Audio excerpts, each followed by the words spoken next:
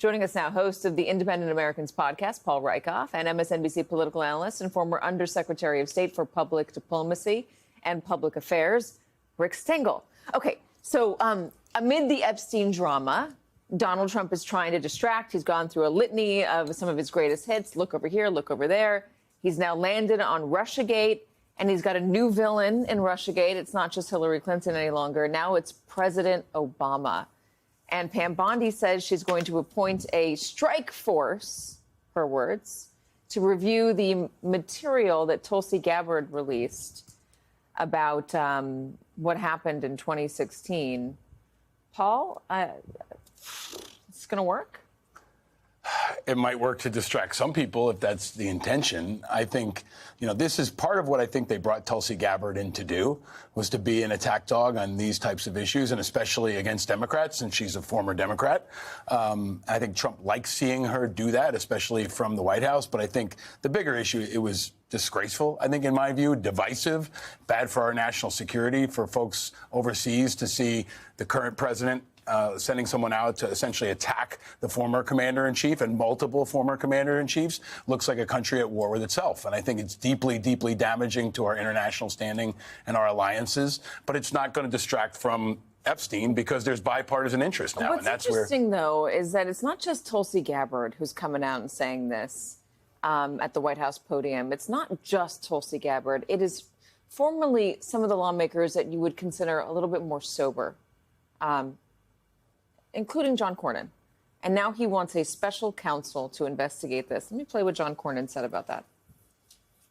As you've seen this morning, the whole Epstein matter is consuming a lot of oxygen here in Washington, D.C. But to me, the most important issue that we need to examine is, in light of the revelations from the Director of National Intelligence about the Obama administration's involvement in the Russian hoax, which was disproven, that needs to be thoroughly investigated, and I think it could best be done by an independent special counsel.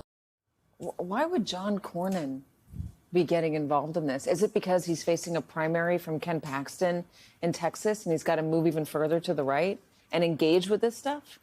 I can't answer that. You'd have to ask him. But what's so depressing is how short people's memories are. It's like they deliberately don't remember what happened with the Mueller report. Or are they just hoping that no one remembers and they can recast it? Well, and nobody does remember. And I read through the Tulsi Gabbard stuff. I'm not going to dignify it with a better word than that. And what she does is she's doing a bait and switch. She's confusing whether the Russians tried to interfere with election infrastructure and change votes versus did they try to interfere with the election in general through, for example, the Internet Research Agency in St. Petersburg, who created all this social media stuff. I mean, I always like to remind people this, and Katie, you were there.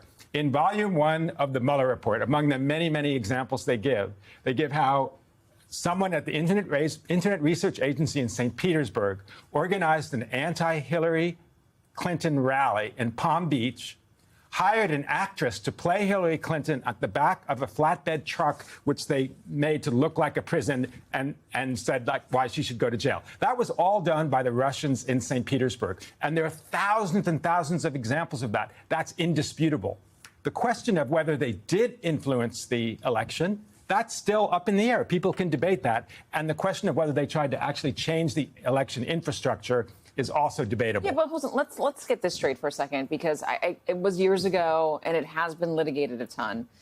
The claim was never that they got into voting booths. It was never that they got into voting booths. They might have attempted, but they couldn't get into voting booths because those voting booths are not connected to the internet. That was part of the But if you read her assurance. report, what she's quoting when she's saying that it was established that they didn't interfere in the elections, she's taking lines which said that they didn't. She's taking the infrastructure. Yes, she's saying the infrastructure they didn't interfere with, and nobody said they did.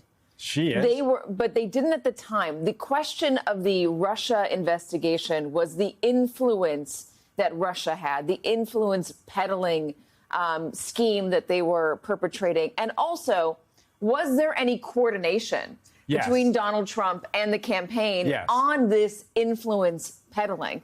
Not was there any coordination where they were going into voting booths and changing the votes. It was that question. Were there communications? Was there a relationship? Why does Donald Trump speak so glowingly about Russia all the time? Why does he say, Russia, if you're listening, look into Hillary Clinton's emails?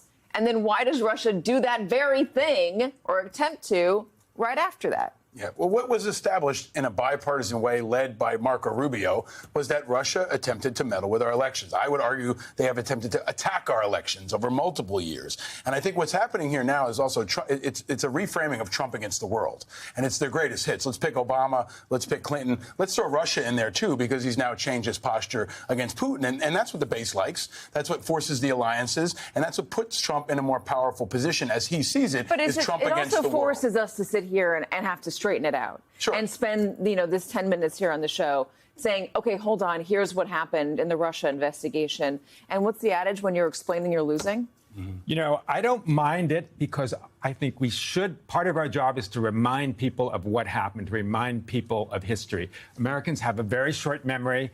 Television has a very short memory. I'll always come on here and remind people about how Russia interfered, not meddled in our elections. But is this why the Democrats get so lost in election politics? Because they sit here and they have to rebut all these false claims. They've got to get into the swamp, get into the mud with Donald Trump and say, no, what you're saying is a lie. Let me explain why it's a lie, instead of just having a set of priorities and policies of their own.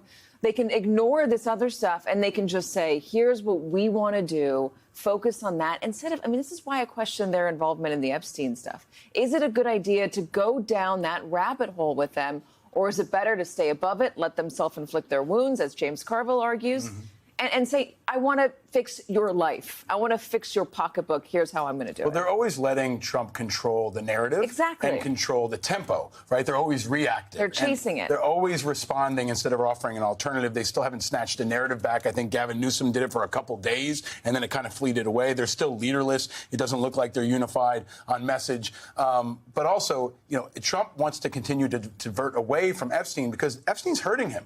Like, there is real bipartisan interest in this. And when Republicans start coming after him on Epstein, it's a problem. The Democrats are right to let it be front and center because of that, but also to propose alternate policies and things that are actually going to help people's lives. But they continue to scramble, and they always look reactive to everything he does, and that's to his advantage.